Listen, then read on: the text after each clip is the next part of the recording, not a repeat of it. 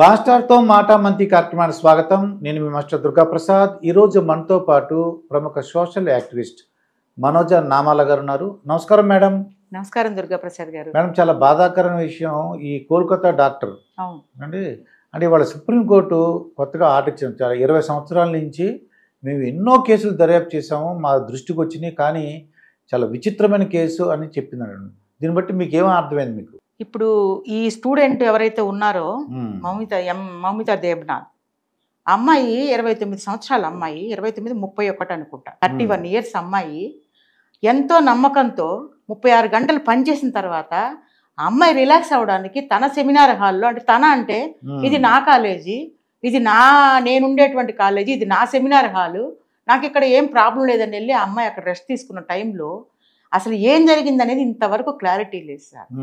ఆ అమ్మాయి కేవలము ఒక సంజయ్ రాయ్ అనే వ్యక్తి మాత్రమే వచ్చి చంపేశాడు, ఈ విధంగా ఇంత గందరగోళం చేశాడని చెప్తున్నారు, కానీ ఒక్క వ్యక్తి వల్ల ఇది సాధ్యమైనటువంటి విషయం అయితే కాదు. దీనికి ముందు ఆ అమ్మాయిని ఎవరో వచ్చి రేప్ చేయడమా, లేకపోతే ఆ అమ్మాయి శరీరంలో పార్ట్స్ ఏమన్నా దొంగిలించడమా, ఏదో జరిగింది. అది ఏంటనేది ఎందుకు బయటకు తీసుకురావట్లేదు అనేది నాకు అర్థం కాని విషయం. ఎందుకంటే 9వ తారీఖు తెల్లవారుజాము జరిగినటువంటి విషయాన్ని దాదాపు ఇవాళ 22 వచ్చింది ఆగస్టు, దాదాపు 10-12 రోజులు అవుతుంది. ఇంతవరకు సరైనటువంటి క్లారిఫికేషన్ కానీ ఒక పోస్ట్ మార్టం నివేదిక సరిగా ఉన్నట్టుగా నాకు అనిపించటం లేదు. ఇలాగే ఈ కాలేజీలో ఈ చరిత్ర ఇప్పటిది కాదు సార్. 2001లో కూడా సౌమిత్రి బిశ్వాస్ అనేటువంటి ఒక అమ్మాయి కూడా సూసైడ్ చేసుకున్నట్టుగా చంపేసి సూసైడ్ చేసుకున్నట్టుగా క్రియేట్ చేశారు ఆ అమ్మాయిని. తర్వాత 2007లో కవిత అనేటువంటి ఒక స్టూడెంట్, 26 years అమ్మాయి, ఆ అమ్మాయిని కూడా ఇదే విధంగా చంపడానికి ప్రయత్నం చేశారు. ఆ మొత్తం అంతా డ్యామేజ్ చేసేసి ఇంటర్నల్ ఆర్గాన్స్, తర్వాత ప్రైవేట్ పార్ట్స్ అన్ని గందరగోళం చేసేసి ఇదే సిచ్యువేషన్ క్రియేట్ చేసినప్పుడు ఆ అమ్మాయి చనిపోలేదు. కొన ఊపిరితో ఉన్న అమ్మాయి దాదాపు 8 నెలలు 7-8 నెలలు పోరాటం చేసి కోమాలో ఉండి ఆ అమ్మాయి చనిపోయే టైంకి 15 kgs వచ్చేసింది అమ్మాయి.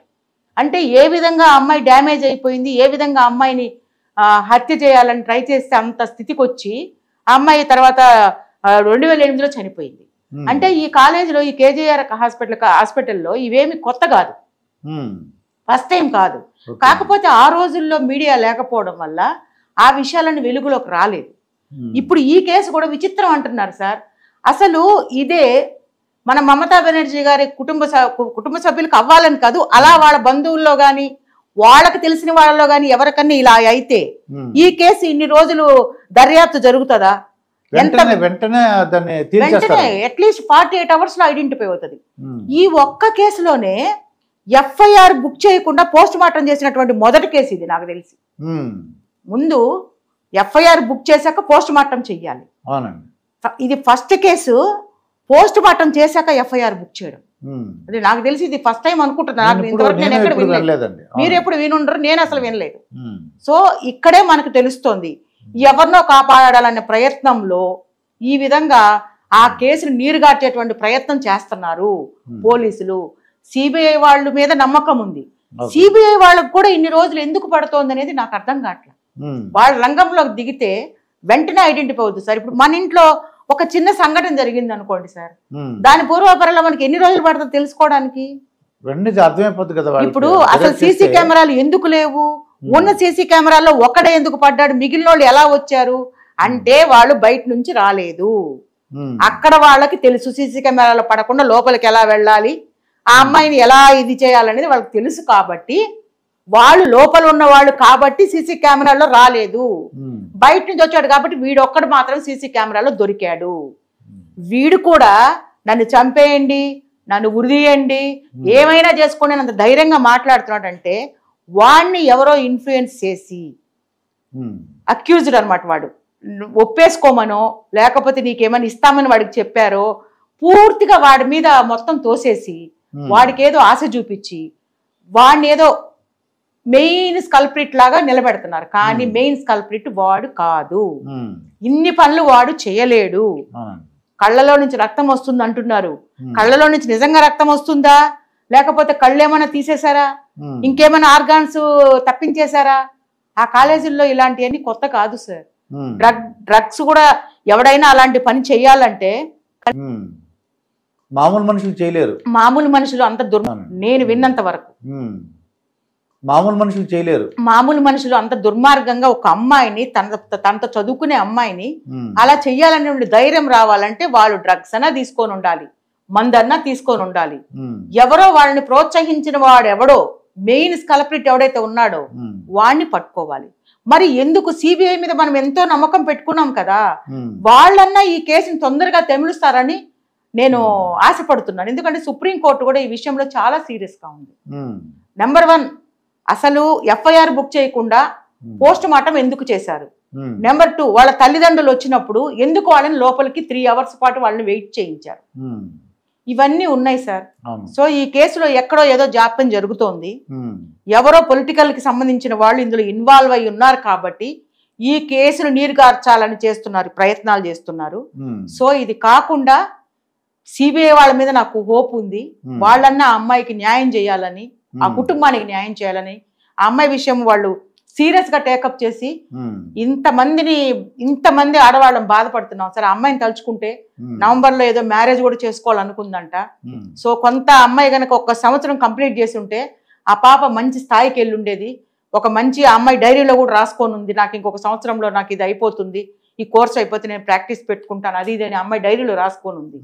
అవన్నీ కూడా అమ్మాయి పట్ల నెరవేరకపోగా అన్యాయంగా అమ్మాయి బలైపోయింది. ప్రపంచం యావత్తు తల్లడిల్లిపోతున్నారు. సో వాళ్ళ కోసం కాదు సార్, మరొక ఆడపిల్లకి ఇంకోసారి ఇలాంటి జరగకుండా ఉండేందుకు చట్టపరమైన చర్యలు కఠినంగా తీసుకోవాలని నేను మీడియా పరంగా చెప్తున్నాను సార్. రిక్వెస్ట్ చేస్తున్నాను. సుప్రీంకోర్టు కూడా ఇందాక చెప్పింది ఏంటంటే ప్రభుత్వ పరంగా కొద్దిగా అనుమానంగా ఉండాలని చెప్తున్నారు. అలాగే పోలీసులు కూడా సరిగ్గా వ్యవహరించలేదని వ్యాఖ్యానించారు సుప్రీంకోర్టు. వాళ్ళు చెప్తున్నారన్నమాట, ఎప్పుడు కూడా 20 సంవత్సరాల నుంచి మేము ఎన్నో కేసులు చూస్తామని చెప్తున్నారండి వాళ్ళు. అవును సార్, ఒక ధర్మాసనానికి అనుమానం వచ్చిందంటే మనకి రాదా? ఎంత పెద్ద మహామహులు కదా వాళ్ళకే అనుమానం వచ్చిందంటే వాళ్ళు ఈ విషయం అంత సీరియస్ గా ఉన్నప్పుడు మరి యాక్షన్ ఎక్కడ ఉంది? యాక్షన్ కావాలి, దోషులను పట్టుకోవాలి. ఇంతవరకు ఇన్ని రోజుల నుంచి ఒక్కడి పేరే వినిపిస్తుంది, సంజయ్ రాయ్. What about Sandeep Ghosh? సందీప్ ఘోష్ అసలు ట్రాన్స్ఫర్ ఎందుకు చేశారు? అతను ప్రిన్సిపల్ అన్నమాట. ప్రిన్సిపల్. ఇప్పుడు మీరు ప్రిన్సిపల్ సార్, మీ దగ్గర స్టూడెంట్స్ ఉన్నారు. ఒక స్టూడెంట్ కి ఏదో ఒక ఆపద అయింది, చాలా మేజర్ ఆపద అయింది. ఆ టైంలో మీరున్నప్పుడు మీ బాధ్యతగా ఆ కేసు క్లోజ్ అయ్యేంత వరకు కూడా మీరు కూడా బాధ్యత వహించాల్సిన అవసరం ఉంది. అలాంటప్పుడు మిమ్మల్ని ఇమీడియట్ గా వేరే దగ్గరికి ఎలా ట్రాన్స్ఫర్ చేస్తారు సార్? అది ఓవర్ నైట్ కరెక్ట్ కాదు కదా. పైగా అక్కడ కూడా ఏం పోస్టింగ్ ఇచ్చారు? ప్రిన్సిపల్ పోస్టింగ్ ఇచ్చారు. అంటే ఇందులో కారకుడు సందీప్ ఘోష్ కూడా ఉండొచ్చు అని నా అనుమానం సార్. అది ప్రూవ్ అవ్వాల్సి ఉంది. ఎందుకంటే మనం చెప్పేవారు కూడా వాళ్ళ అనుమానితుల కిందే లెక్క. కాకపోతే మనకంటే మనం ఊరికే చెప్పగలం ఇలా అనుమానంగా ఉందని.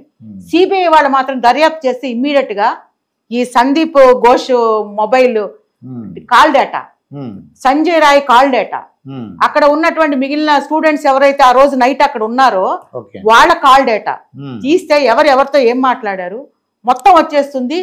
ఈ యొక్క సంఘటనకి మెయిన్ కారకులు ఎవరు అనేది ఇమ్మీడియట్ గా తెలిసిపోతుంది. ఇది సిబిఐ వాళ్ళకి తెలియదని కాదు, మనం అనుకుంటున్న విషయం అన్నమాట. నాకు ఇప్పుడు అర్థమైంది ఏంటంటే ఎక్కడైతే లేడీస్ వర్క్ చేస్తున్నారో, లేడీస్ అయినా జెంట్స్ అయినండి, కెమెరాలు ఉండటం మంచిదని నాకు అర్థం. సీసీ కెమెరాలు ఉండడం మంచిది. సీసీ కెమెరాలు ఎందుకు పనిచేయడం? అంత పెద్ద కాలేజీ, వందల బ్యాచెస్ అయినాయి. ఇప్పుడు ఎన్ని సంవత్సరాలు, దాదాపు 20-30 సంవత్సరాల చరిత్ర ఉంది ఆ కాలేజీకి. అంత పెద్ద కాలేజీలో సీసీ కెమెరాలు పనిచేయట్లేదు అంటే అసలు అన్ని వందల మంది స్టూడెంట్స్ ఉన్నటువంటి కాలేజీలో ఎవరన్నా ఒక వార్డెన్ ఉన్నారా? మానిటర్ చేసే వాళ్ళు ఉన్నారా ఈ పిల్లల్ని? లేదా అలా ఫ్రీగా వదిలేసేసి ఎవరెక్కడున్నారో పట్టించుకోకుండా అలా వదిలేసారా? అయినా ఒక అమ్మాయి చేత 36 గంటలు పనిచేయటం ఏంటి సార్? రెస్ట్ అవసరం లేదా? ఉండాలి కదా, రెస్ట్ ఉండాలి. స్త్రీకి ఎప్పుడు విశ్రాంతి లేదు. ఇంకా స్టూడెంట్ హయాంలో కూడా అమ్మాయికి రెస్ట్ అవసరం లేదా? 36 గంటలు ఎలా పని చేయిస్తారు? ఆదమరిచి నిద్రపోతున్న టైంలో బలహీనమైన క్షణాలు అవి. అమ్మాయికి ఇంకా శరీరం సహకరించదు, నిద్ర వస్తా ఉంటది, తినిందో లేదో. మరి ఆ అమ్మాయిని ఎవరైనా మానిటర్ చేసే వాళ్ళు ఉండరా? అంటే నిస్సహాయ స్థితి అంటారు కదా, ఆ స్థితిలో ఉందన్నమాట. ఆ స్థితిలో ఉంది. అంటే ఎవరు ఇప్పుడు ఆ బలం కూడా 36 గంటలు నిద్ర లేకుండా పనిచేశారంటే బాడీ ఎలా ఉంటది, మైండ్ ఎలా ఉంటది, శరీరం ఎక్కడన్నా అంత ఒక స్థలం దొరికితే, ఒక 6 అడుగు స్థలం దొరికితే పండుకుందాము, నిద్రపోదాం అనిపిస్తుంది. అంత ఆదమరిచి నిద్రపోతున్న అమ్మాయిని అంత దారుణంగా హింసించి తర్వాత అనుమానం రాకుండా ఉండేందుకు అక్కడ ఏదో ఒక ద్రవం పోసేసి అంటే ఎవరి మీద పోని ఏమనుకుని అసలు ఎలా డైవర్ట్ చేయాలని ఈ కేసుని అలాంటి పనులు చేశారో నాకైతే అర్థం కావట్లేదు సార్. దీని వెనక చాలా కుట్రపూరితమైనటువంటి మనుషులు ఉన్నారు. ఆ మనుషులు ఎవరో బయటకు వచ్చి వాళ్ళని కఠినంగా శిక్షించాలని నేను బెంగాల్ గవర్నమెంట్ ని కోరుకుంటున్నాను. ఇదండి మనోజ మేడంతో జరిగిన ఇంటర్వ్యూ. మరొక ఇంటర్వ్యూతో మీ ముందుంటాను. మీ మాస్టర్ దుర్గా ప్రసాద్. నమస్కారం.